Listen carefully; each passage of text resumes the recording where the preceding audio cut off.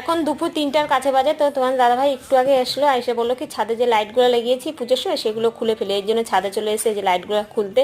আর এইদিকে দেখো চাল শুকো দিয়ে রেখেছি, এগুলো হলো ফ্রাইড রাইসের চাল, বেশ অনেকদিন আগে এনেছিল সেই চাল, না ফ্রাইড রাইস করা হয় না, এই জন্য চালগুলো কেমন পোকা পোকা হয়ে গেছে, এই জন্য রোদ্রে দিয়েছি। আর এর মধ্যে আমার ছেলে কদবেল নিয়ে এসে, তো কিছুটা খেয়েছি আমি, তোমার দাদাভাই আর আমার মেয়ে কিছুটা রেখে দিয়েছি যে মেয়ের জন্য, এই মেয়ে না আমার ছেলে খাবে, কিন্তু ওইটুকু আমার মেয়ে পরে খেয়ে ফেলেছে। তারপরে এইদিকে দেখো এই যে রাত্রে রান্না করতে চলে এসে, আজকে রাত্রে রান্না করবো ফ্রাইড রাইস আর মাংস।